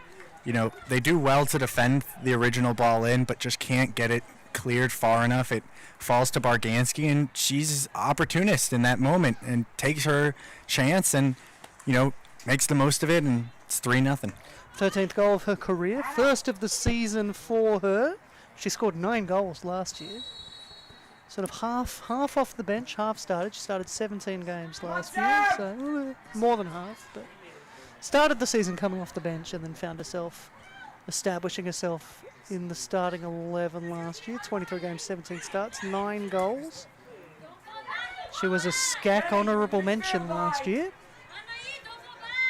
So she's going to come in carrying that confidence. I think she scored a similarly opportunistic goal in the playoffs, if I recall. She did. Beautiful cut there from Cesar. She can cut it back. She does, looking for Barganski again. Cleared away by the Jags. I think she's someone that they're going to continue to want to get high and wide more often. It's difficult. She's a 6. It's hard to get her out in that position, but she does get a decent amount of opportunities like that when she plays for the Philippines, does some work at the outside back position, so she's in those moments. I think she's really good in those positions. If they can get her there, again, hard to get her out of her position all the way out there, but when she is there, twice we've seen it now this half, twice she's made a player miss and gotten a cross in. Yeah, I mean, it's those skills, too, on the ball. Like, her footwork's really good. What a ball. Beautiful ball again. Chance. It's down off the post. I think it bounced in. It did. I think it bounced off the crossbar and down. So that's a really well-weighted shot there. There's some really fascinating celebrations going on today, but I have no idea what's going on. I'm sure they've been practicing They those. seem rehearsed, and yet not. So, goal scored there. I believe that was Alex Doran. The shot positioned it perfectly over the keeper. That's 4 now for Trinity. Actually, I think it was Bree Werner. Bree Werner with the goal. Yep. Again, 6s, 9s. I'm Yeah. going to have to get my prescription checked again. I just did it. So I'll be your eyes. It's okay. Ninth goal. I just can't read numbers, I guess. 9th goal of her career. All of them were scored last year. They're in again, too. Cesar. Good press there. And Darian calling for it back just across the face. No one can get there. They're knocking on the door now. They want more. They're queuing up. Bree Werner, senior midfielder, but she wears number 9, so she's usually pretty advanced. And also, she's only been here. This is only her 2nd season at Trinity because she played 2 seasons at Coastal Carolina. Division 1 school. Yes, touch it! Yep, she's been that number 10 for Trinity over the past season and now into this year. And she's done a really good job in that position, in that role. It's one of the tougher positions in the game. It's a lot to balance, but she does it well and scores a decent number of goals. Yeah, I mean, scored 8 last year, 23 appearances. She also had 6 assists. So Wow. that's a pretty solid contributions to games. That's what you want from your number 10. Yeah, you want them doing both. Cleared away. Ellie Creek up now. That's what you were talking about. Creek and Cesar switching. Cesar's back. Creek's gone back, so now we're going to expect Cesar to get forward. Goes down the wing. Oh, big stretch there from the defense for Texas A&M San Antonio. That was Bunda. Missed out, but it goes out for a goal kick anyway. It's a good opportunity there. It's similar to how they scored the goal. Bree Werner making a cross-field diagonal run in behind defenders. That time just doesn't come off, but it led to a goal. Can't hurt to try it again. Yeah, worth a shot. Anything that scores a goal. I mean, it took them, 29 minutes to score a goal in the first half, and now they've already got 2 in the second. So going to be a free kick there for the Tigers. I think just a little too physical. Coach Tim Moody happy with the physical battle. Yeah, I think it's fair to be happy with that. You stopped a promising build-up, through being a strong defender. That's what you want your defenders to do. It's going to give away fouls sometimes, and that's okay. We got 2 over this one. Cesar looked like she wanted it, but Cesar is absolutely a decoy. This is going to be Hannah Khan. she really looked like she wanted it after. Oh, Yep, told you step over from Cesar. Khan has a go. Good call. What can I say? Know your stuff. It's almost like I've been doing this for a very long time. And that'll be her last involvement for a while at least. Hannah Khan subbed off for Emily Camp, who we saw pretty active towards the end of the first half. Gets a little bit of an extended half time. She was running a lot at the end of that half because she was the fresh player up front. So gave her a bit of a break. She's back on. I imagine there might be some 10-minute cycles going on here. Or she's just done for the game and they'll play reserves out the rest of the match. I did get the hint from Coach Dylan Harrison that was more what he was going to look at. Good ball wide here for Doran. Just doesn't come off. Good defending again from Spears. Yeah, she's been everywhere today. Spears has been really great. Yeah, I think in particular for me, Spears and Skylar Park have been really, really good all over the place. Parker, stepping up into that midfield quite often, disrupting things for Trinity, but it hasn't been enough for A&M San Antonio, especially in this second half. I think Trinity have looked even better than they did in the first, but it was a good first half defensively, and their center backs have had a really good showing. Yeah, look, I think it's easy when it's 4-0 down to get disheartened, but I think a really strong performance here from Texas A&M San Antonio defensively, even if the scoreboard doesn't reflect it. As the Tigers will recycle out the back, Hartnett goes out for Williard. Just passing it around patiently as Ilsa Nguyen scored her first collegiate goal to get things started. And her return from injury this season. Great hold-up play from Barganski there. Yeah, which is what they ask her to do a lot, is hold up the ball, pass it back. There's one of the great things they had in senior Maya Ozimi last year. Great hold-up play, great goal scorer as well. Barganski trying to fill those shoes. If you look carefully, still involved. Assistant coach. Yep. So, shot comes in, but that'll be easily claimed. But yeah, that's exactly what I was going to say. Maya Ozimi's role last year, that's fallen now to Barganski, and it produces a lot of goals. Sort of in that Mark Viduka style striker, where your job is actually to hold the ball up and lay off an assist rather than necessarily score, although it's nice when you do. And sometimes I think you lay it off and then get assisted. And then you get the ball back, yep. So I say Mark Viduka because as a Leeds fan, that's who I grew up watching. As a Leeds fan from Australia. Saw Mark Viduka score a bicycle once at the Sydney Football Stadium. As Australia beat the Solomon Islands 7, heeded our advice and scored a bicycle. Mark Viduka, who, if you don't know, is not the most athletic player in football history. So, shall we say? I think he got about a foot off the ground. Goal scorer Claire Richards coming back into the game. Which again is something you said would probably happen. Maybe a little longer, 15 minutes, so she had about a half hour, half time. Yep. Erin O'Donnell joining as well. And Anna Newland back in the game. And so both Newland sisters back at it again, which means we're probably going to have Ilsa substituted sometime soon. There was a while in USL where Alan Marcina just hated players getting a hat-trick and he'd sub out anybody on 2 goals. Really? Constantly. It wasn't, I don't think it was intentional, but it's just how it came. Anytime a player had a brace, they were gone. Anytime I'm doing any sort of coaching, whether it's little kids or I'm playing a video game or it's doing subs for my club soccer team, if somebody's on 2 goals, I am not subbing them. I want them to get the hat-trick. Yeah, and we never understood. It became a running gag up in the press box at Toyota Field that, oh, he's got 2 goals, he's gone. And sure enough, player would be subbed. That was back when San Antonio FC were having a, shall we say, different seasons to what they've had the last couple of years. Ball goes out wide. Controlled, but it goes out for a goal kick. So sub coming for Texas A&M San Antonio. It's going to be Tori Solis coming in for the Jacks.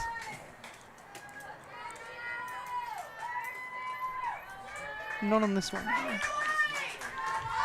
I think I heard the coach say he didn't want it to be on the goal kick, so goal kick will come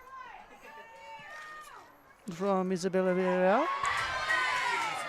Who again, got to remind everybody, Villarreal came in literally last second.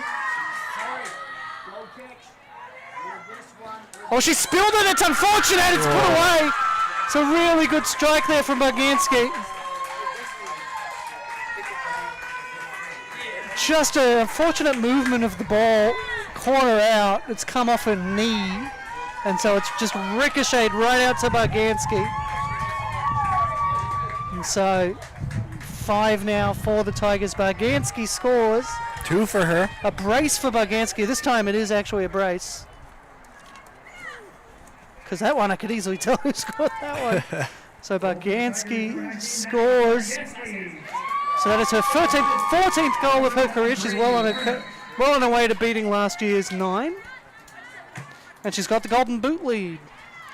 does the conference honorable mention. Could be one of the few players to score 2. Shot comes. Yeah, keeper had to come for that. That may have gone in. I think it was just going wide. But you got to come as a keeper when it's that close. Lucas Baganski. Yeah, honorable mention last year for Skek. So could be one of the few people to win a conference award in 2 different conferences while playing for the same school.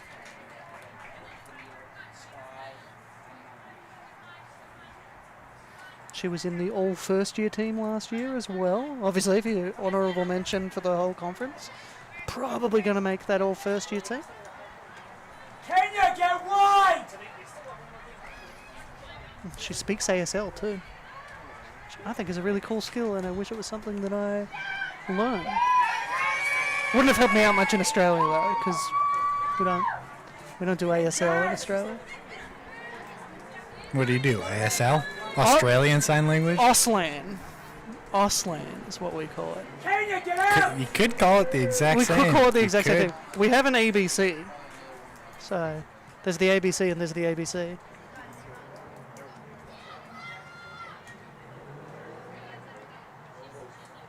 That was a beautiful bit of control. Just calm. Very intentional.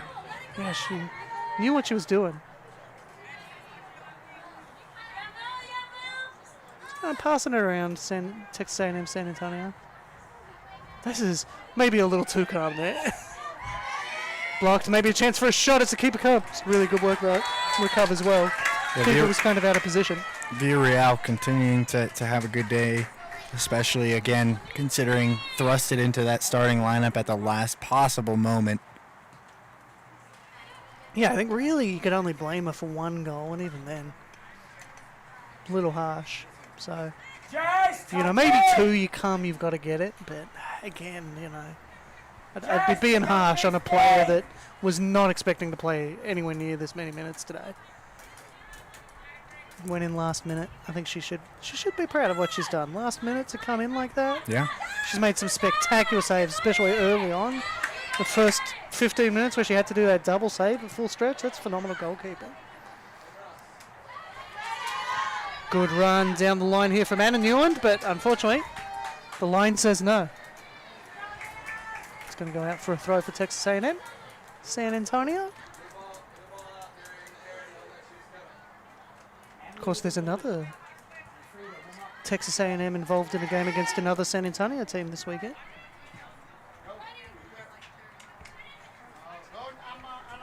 In the American kind of football. First touch in her career for Trinity Jefferson there. Gets a bit of a cheer from the bench. She gets her first collegiate touch. Tori, player behind you! She's actually already been involved at Trinity because she coached the summer soccer camp. She was one of the coaches. Yeah. Out of Spring, Texas, went to Klein Oak. Beautiful skills to create the opportunity. Good save, gets out, stretches well, and then followed up with good defending to back up the keeper. It's what you want as a goalkeeper. You want your defense there to back you up after you make a good save. That footwork deserved a goal. Brilliant down the line there from Emily Camp again. Yeah, Emily Camp's been active. She's been running around. She's not going to show up on the stats sheet because she hasn't had an assist or a goal, but she's been real active.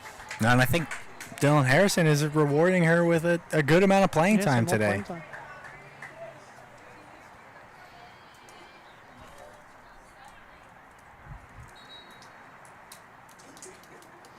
Of course, it's her collegiate debut as well. First-year player out of Houston. It's going to go wide. Maybe a bit of a let-off there from TAMUSA, because there were 2 Trinity players completely unmarked on the far post. I heard Tim Moody out of my ear, not super happy with the defending on that one. Wanted his players to get up. But yeah, Emily Camp, been active. Scored 8 goals in high school this year. She led her conference. Oh, yeah, this year because it's high school, so they play the opposite season. Not everywhere. Not everywhere, not but where Texas, I'm from, but in Texas, yep. Yeah, you can't play the opposite season where you're from because it'd be snowing all season. The girls play in the spring, though. They got to deal with the snow. That's weird. I guess is it ground availability or something might be the concern there? No I don't idea. know. Just that's why It's just how it works back in Colorado. But in Texas, high school kids come straight from high school to college soccer. So literally like 6 weeks. You get a summer. That's it. That's your gap, and you're probably already doing stuff like coaching at the camp. So yeah, but a lot of faith sown in Emily Camp. She did score 8 goals. So she sort of typically plays at number 10 role. That's what she was playing in high school. So players down, taking a knock there. Good opportunity for everyone to have a breather. Honestly, just take the drinks break now is probably what I would say. Trainers going out there. We're going to see some subs. Yeah, been impressed with Emily Camp. I think it's like just she'd been so comfortable that I didn't mention that she was a first-year player because she just looks natural in there, and it can be a step up. It can be a really big step up from high school. You know, you're not playing kids anymore. You're playing adults, and so it can be a big step up. So I do think one of the best positions though to make that transition in is a winger role. I think if you're asking somebody to make that transition at goalkeeper or center back or center mid, some of the positions where it takes a lot more speed of play and thinking and things of that nature, there is, I think, more of a learning curve. But I think when you're a winger, if you've got good footwork, you've got good footwork against anybody. Are you going to say the hardest position is central defender? Oh, I'm not saying that. No. But yeah, we are taking the drinks break now. I think it makes sense. Players down, you may as well just take the break now. It's close enough. It's almost exactly halfway through, actually. So I think now makes as good a time as any. If you've got a player down getting treatment, everybody's going to go get a drink anyway, so you may as well make it the drinks break. So 5-0 the score now. Trinity over Texas A&M San Antonio. Been a clinical game for Trinity. It's not necessarily as comfortable as they'd have liked. I think they took a bit longer to get started as they'd like. But that's not unusual. That hasn't been unusual. The last 3 seasons for this team, it's been a slow start. So I think they take a big win to get going. Yeah. They're going to have Pacific Lutheran on Sunday, who plays next. So make sure to stick around. We've got Pacific Lutheran versus St. Thomas next. Should be a good opportunity to have a look at PLU. Yep, another team that Coach Harrison said they're familiar with. They've had the opportunity to play against a couple of times in the past few years, and played in 2022, I believe, was their last matchup in an NCAA tournament. I will pull up those notes when it's time for that game, but it's going to be an interesting one, I think, on Sunday. 2 ranked teams. Yeah. USC ranked, both of them. Pacific Lutheran 23rd. Trinity is 10th. Yep. Trinity ranked 10th by United Soccer Coaches. A lot of high-level games this weekend between, Claremont and Trinity and the men's side, and then that game coming up on Sunday. And then, you go to volleyball. Volleyball's hosting a number of ranked opponents. Tournament this weekend. Yeah. Got a game on Saturday too, I believe, in between the soccer games on Friday and Sunday, and then got games right now. So in between the games, go have a look at the volleyball game.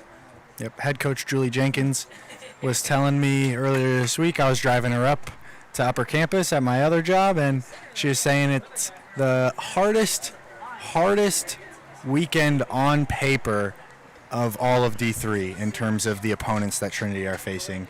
A lot of talent in that building right now in the Bell Center. Yeah, I believe it was one of the neutral games that was on right now in that tournament, but I think it's going to be a really exciting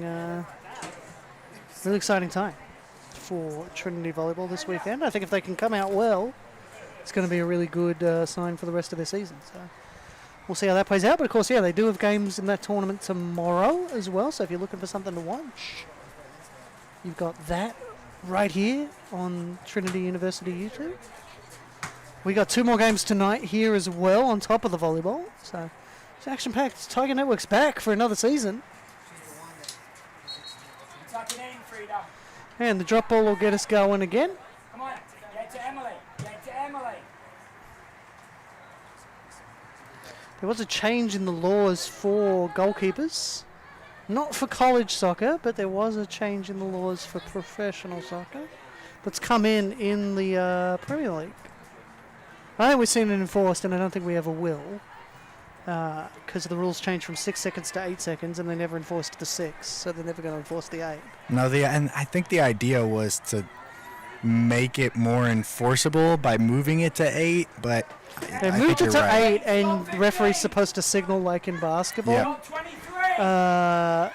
And the penalty's less harsh.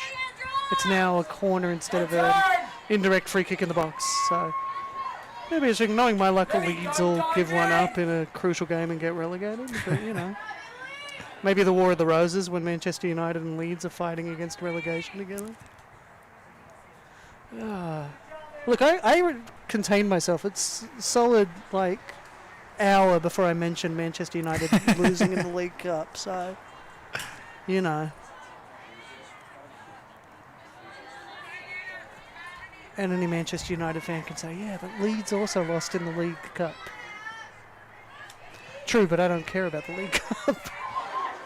Oh, good ball into the box, but bounced out. I think if that fell favourably to her, he would have to have called it a handball because it came off her arm. So, can't really get too upset about that one not going in because I think it would have been a handball anyway. If it fell favourably. Right, Jenny's got. Tori, get across. Across. Wow, great footwork Tori, there. step to Yeah, box. did want to make some space. Good opportunity here for the Tigers to build something up. That's Leah Bonet. I think in that build-up, Just got 2 under that. Clara Richards wanted another one. She wants a brace. She wasn't very close on that one. Because Barganski's got the brace. I think the men's team last year, if I remember right, we had 2 players battling all season for the Golden Boot. Just one of them would score, then the other one would score. So, and then one of them I think got a red card, and that kind of put an end to that because one player got extra game. Or got a suspension from yellows or something. So, you know, shot comes. You know what? It wasn't far off. I don't mind having a look. You got space. Have a shot. Have a go. No, and Camp deserves a goal Yeah. for the way she's performed today, or at least something to get her name on the stat sheet. Yeah, it's been a good game for her in her first collegiate game. Tuck in. Played for the Kincaid School out in Houston. Now we got it. 8 goals, but it should be pointed out that she played fewer games because of the school she played for. Big appeal for a handball. I think off Seen the 'em- thigh into the hand. Yeah, I've seen them called, but I think it would have been harsh, especially when it's against the team that's already 4-0, but 5-0 down. Well done from Hoover there to win a corner. Yeah, Barragan turns to it, came off her back, and we'll have a corner. Another good opportunity here for the Tigers. With 20 minutes to play, the short corner routine. They did this a lot last year, and I think it took about 5 weeks in the season for all the other teams to figure it out. And I'm surprised A&M haven't figured it out because it's been there's a deflection there, so keeper has to grab it. Because they've been doing it all game, this short corner routine. And they did it last year. They did the exact same routine last year. And I think by about a month into the season, teams had figured out that's what Trinity would do. But they've started with it again this year. Maybe they're trying to take people by surprise. They're not going to do it again. They wouldn't, would they? Turns out they've done it again. My favourite corner play is the one where you just tap the corner, the ball in the corner and walk away. And then someone runs it out. You can only do it once in a game because then they're going to come and block it every time. But I would say you can only do it once every so often. I mean, if a pro player ever does it, then you can't use it for about 6 years until people forget. My hometown team, Central Coast Mariners, used to do it. Really? Used to do it every game. They'd do it at least once a game. In the early days of the A-League,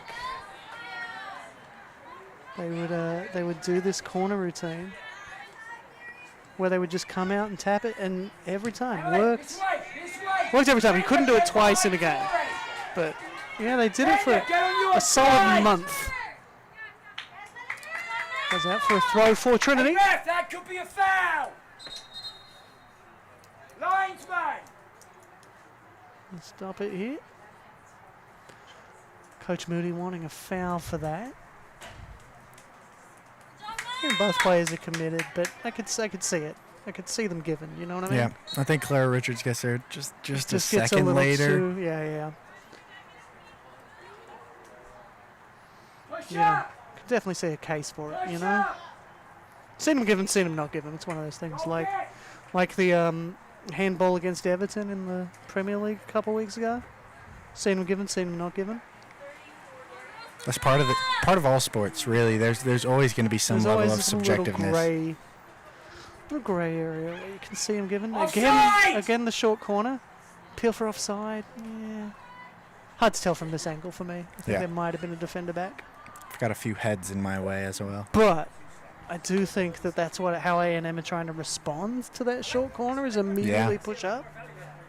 No sense having players back if they're not going to swing it in. So it's interesting. It's not a tactic we saw teams do last year against that short corner. Just but play it's for the offside. smart. But I think it's a really smart play to push up and try and get the offside trap because they're not going to pay enough attention to the player moving forward. So it's smart. It's a smart counter that nobody thought of last year. Tigers back on the ball there. Just a little unfortunate bounce. The bounce here can be hard, especially in these early games of the season where it's so hot. The ground's been baking all summer. And Trinity cut the grass really short on this pitch. So Always do. Always do. So it can be hard in these early summer games. I think when we get deeper into the What season. a turn. Offside. Yeah, Aaron O'Donnell there. Ball to her feet. Turns around the ball. Beautiful stuff. We got players getting ready to come on. I think I see Haley Schlosser. Should be her collegiate Nina Polak debut. as well. Nina Polak. Brilliant. Melody, tuck in. Ball sent long, headed down, a chance to turn. Drew the defender in well. Good ball, good pass. There from Finley Hoover. Keeper back on the ball though. It's not a set piece. Trinity weren't really challenging for the ball there. Headed forward, maybe A&M with a chance. She just has no support though, so she can't do much with it. It's one thing that the center back pairing for Trinity always do pretty well. Both Kylie Harris and Ilsa Newland, but also Maggie Hartnett, who's in now. All three of them do a really good job of just playing sweeper, just cleanup job at the back. You know, the midfield, the fullbacks, the attack. They keep that ball pinned back in the opposition half for most of the game. And when it does happen to pop back out to those two or those three, they're always there. They're always calm. They always deal with it very, very quickly. Which is what you want your central defenders. Yeah. You want calm defenders. Ball comes out for Williard. That's why I've never understood why people play me at center back. I'm not a 'Cause you're very not a calm calm person. defender. Yeah. Goes out for a throw for the Tigers. About 15 minutes to play. We'll see some subs coming in. And the other change is for Texas A&M San Antonio. It's going to be Avery Scott, who started. Coming in for Kenya Bustos. Good Tough game shift up. there from Bustos. A little surprised both teams haven't subbed a little bit more in this second half, just because of the heat. I mean, it is sweltering out here. Yeah, it's real hot, real hot. So Tigers back on it. Maybe a chance. Oh, she blocks it, but can't get the ball back in the end. Yeah, we were talking about it getting hotter. It did. It's 99 now. I know it's only a degree, but it is hot. But the feels like is 102. 34% humidity here in San Antonio today. Luckily, both these teams are used to it because they're both San Antonio-based teams. I'll tell you who's not used to it. You. Me. It's been, what, 4 years you've been here in San Antonio? 4 years. But yeah. I guess most of the summer you might not be here. Yeah, so. I got back about just over a week ago. I am not at all used to the heat yet. By the time you get used to it, it'll be February and it starts getting cold again. Yep. Summer in San Antonio lasts from about May to February. So, you know. Yeah, we'll have easy offside there. We'll have a week, some point late September, early October in there where it's where we think, oh, false fall. You know, it'll get a little cooler. Everybody will celebrate, and then it'll just come right back with a vengeance, making up for lost time. I get asked sometimes what it's like having Christmas in summer in Australia. I'm like, I live in San Antonio. What do you mean? I've definitely done Christmas here in shorts, like 100%. Oh, I'm sure. To be fair, though, I have done Christmas in shorts in Colorado. That's wild to me. Colorado weather is really, really bipolar. I did go to Alaska this summer, and I was in a t-shirt and shorts. So, you never know. Some places are not what you expect. Like Alaska has a rainforest. So another corner, surely short again. Now here we go. They're trying to push up for the offside. Oh, well defended, blocked well. I think that's going to stay in. It does. Oh, I cannot see in that corner. Crossed over. Ooh. Cleared away though. Head up. Hoover again. Tigers back on the ball through DeGrant. I think Hoover's another player who's impressed me so far today. When she's gotten the ball, it's been great footwork, just clinical from her, doing what she needs to do.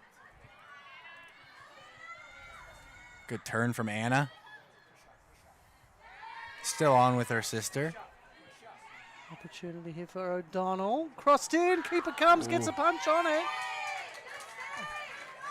Ball has gone out, because I'm like, if it didn't go out, he would have to stop the game here. Yeah, that was a big collision. Well, and both players going for the ball, Yeah, both players of course, within their yeah. rights. But a little bit worried there for a second. I was worried that it was a little more than it looked for a minute.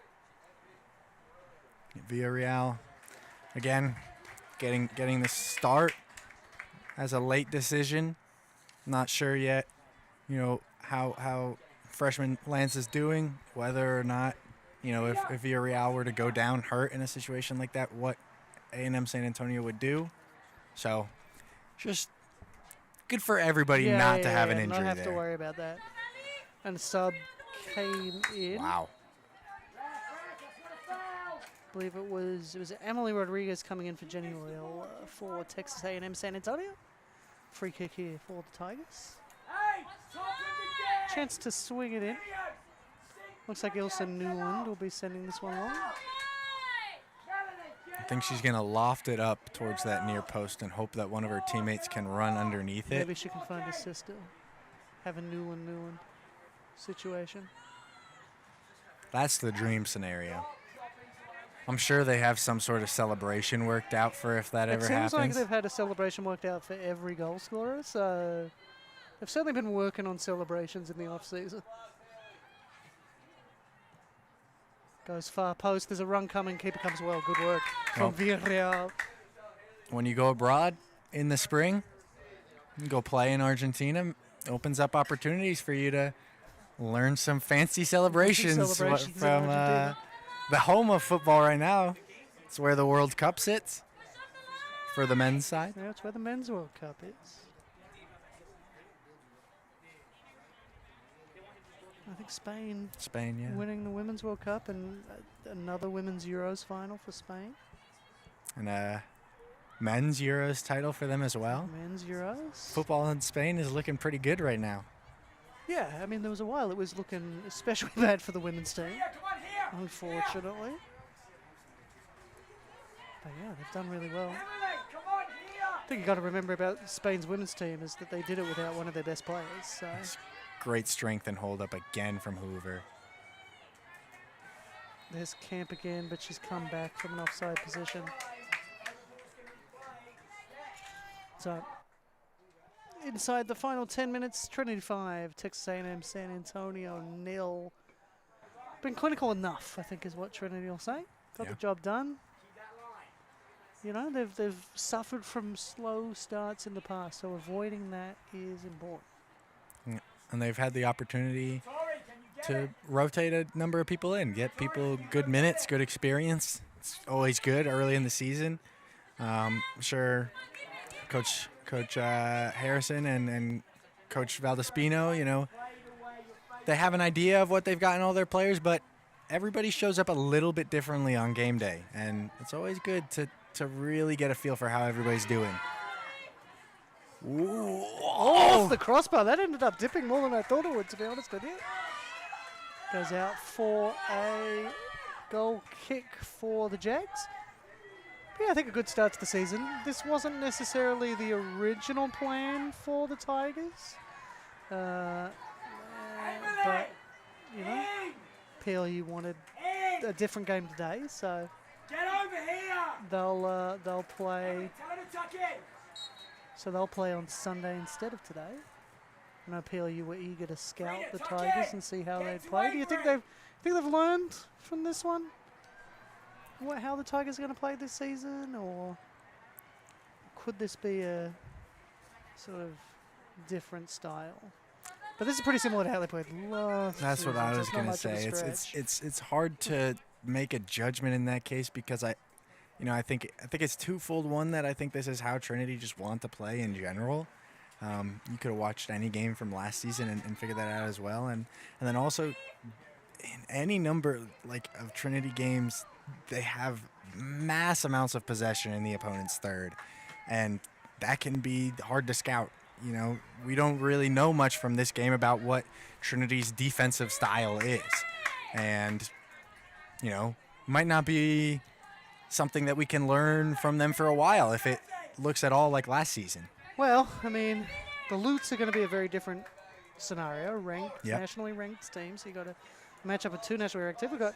You were saying it earlier. We've got a lot of great games this week because we've got two nationally ranked teams next up after the next Trinity game. It's going to involve two nationally ranked teams, and then Trinity's women's game on Sunday is involving two nationally ranked teams, and then the men's game. It's an old rivalry. Yeah. It's kept alive, Trinity versus St. Thomas. We'll talk more about that on Sunday. One of my favorite fixtures in all of college soccer. Yeah, and we were worried it was gone. So really excited it stuck around for at least another season. Have a hit. How's it go? She was listening to you. They don't have earpieces in, I can assure you. No, with me they do. Well, I gave them all earpieces. You gave them all earpieces directly to your commentary. Yeah, if they gave them mine, they'd be making wrong decisions. So, it was deliberate to not get one from me. Just controlling it here, A&M for a little bit. Smart decision to get back. Ball does fall to the Jags though. Maybe an opportunity to run forward. It's going to be just too heavy. Trinity Jefferson will come out. I think that's Bonnet out there for the Tigers out on that far side playing the outside back. She was positioned well as well. I think if that ball hadn't gone as far, it still would have been dealt with by her. Good positioning from her, you know. Something you want to notice, even if it's a situation where the ball goes long, it's something valuable for Coach Harrison to know what players are in the right positions at the right time as she goes and shows that she's in the right position this time. Yeah, it's another get from the transfer market for Trinity. She moved from Houston Christian last year, which is a D1 school. Maybe an opportunity for Texas A&M San Antonio. Right as I get excited for it, they clear it away though. The Tigers, it's good defending. Yep, great cleanup work again from Hartnett as she gets it again. And look, I think something that Trinity have done really well defensively, if you are going to learn something from Trinity, is their central defensive stuff is they're cutting back. The central defenders cover each other. Yeah. Shot comes, good save. Still in? It's still in, I believe. Yeah, I think she may have made the right decision to not touch that because she may have come from an offside position. So, throw in the result here. Long throw, perhaps? Probably. You never know. That's something you can see if you're trying to scout. Just who's got the long throw. Who's got the long throw? It's a set piece. Well, it looks like it's a corner. Oh, it is a corner. I thought it went out the side. Well, there we go. Ooh. Shot, put away. Easy finish. Another center back goal. Oh, Maggie Hartnett. Yeah, she can play midfield as well, though. So that's Well, she's not right now. She's not right now, but she is listed as a midfielder. Oh, she's running over to the sideline as well. Another celebration.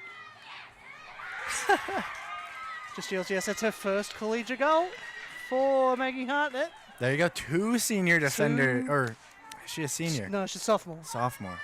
But 2 defenders getting their first collegiate goals tonight. 6-0. Maggie Hartnett scores her first collegiate goal. It was an assist from Nina Pollock. Puts all 3 of that center back trio on 1 goal in their career.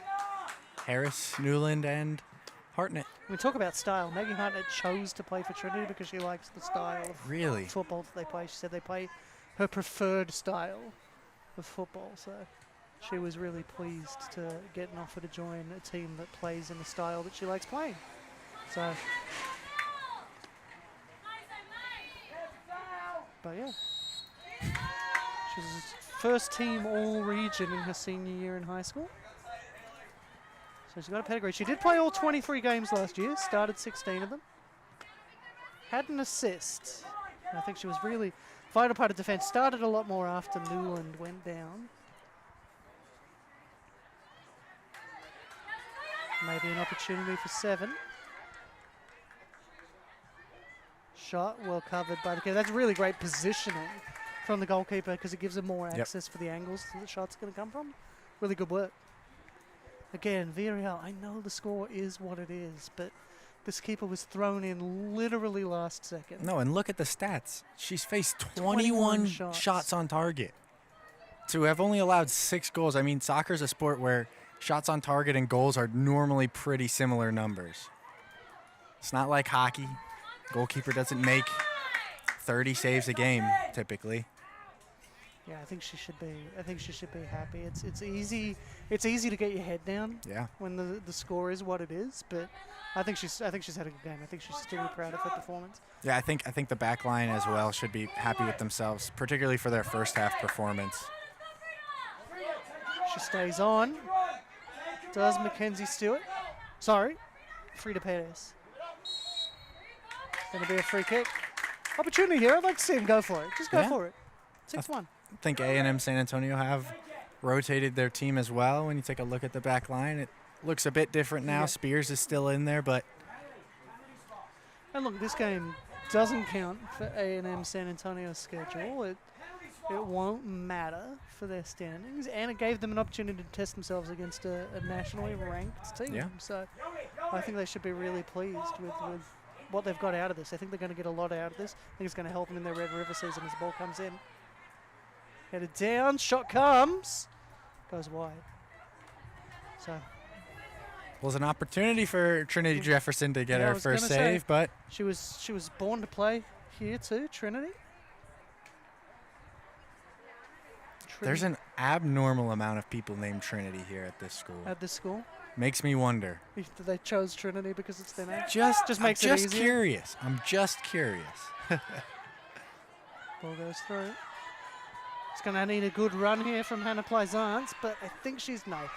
I thought she was going to get there. She is pacey. Oh, she did? She did get there. Wow. Wins a corner. Wins a corner. Hannah Plaisance. Round of applause for that. That's work ethic. So she did do track and field in high school. What was her event? She did the 400 and long jump. She's got some long jump. So long jump requires a lot of explosive speed. Yeah. She was a state qualifier for long jump and 400. So in Louisiana from New Orleans. So she's got, knew she had the speed. Also, she's changed her number. She was 26 last year, 4 this year. That's a sign of faith as we enter the final minute. Shot comes, blocked well by Tori Solis, puts a body on the line. Played down here, Ali Lopez maybe with a chance, but ball gets away in those red bottoms. Don't know if they count as red bottoms when they're Adidas. In their Adidas football boots. Instead of Louboutin, but I respect it. Going forward. That's a beautifully weighted pass to right onto the chest. Great touch as well. It's blocked. It's going to stay in. Offside there. That's exactly what I thought. That's why she wasn't going for it. She was kind of standing there looking at the ball and looking at the team And What the am I team's supposed to do? urging her to do it, but she knew she was offside. Well, Rest of the nobody team else didn't. was going for it. No one else was going for it, so she had to do something. 6, 5, 4, 3, 2. I really thought that they weren't even going to kick the ball there. And so that's it. Full time here at Paul McGinley Field. Trinity 6, Texas A&M, San Antonio 0. But look, that score doesn't really reflect the defensive work that Texas A&M put in. Really good goalkeeping despite that scoreline. I don't think Texas A&M, San Antonio should get their heads down. I think it was a good performance against a team that, yes, is much better than they are, and that's okay. This is what you want in your preseason games. So 6-0 for Trinity. I think Trinity will be really happy, obviously, to win 6-0. But I don't think Texas A&M, San Antonio should be devastated about this by any means. I think Trinity in particular performance. should be happy because of that good defensive performance from the first half. It took them a long time to break down the door for the first time, but they did it. They made it through, and then they got, 5 more. So good offensive performance today from them against a defensive team who was stout and a little stubborn in the first half. Yeah, I think lots of things for both teams to take from this, So, you hope Texas A&M San Antonio don't get their heads down. I know it's 2 6-0 results to start the season, but I think on the whole they've shown a lot of things that give me. If I'm a Texas A&M San Antonio fan, I think there's stuff there that you're going to play very different teams when you hit Red River, and I think they should be really looking forward to that and the challenge that that's going to bring. But anyway, 6-0 here, Trinity over Texas A&M San Antonio. Definitely not a slow start for Trinity this season, turns out. And that is it from me. I'm Chris Hockman. With me has been Scott Lebo. We're going to be back in just a little bit for the second game of the day. It's another women's soccer game. It's Pacific Lutheran against St. Thomas. So stick around with us on the YouTube. We will see you then.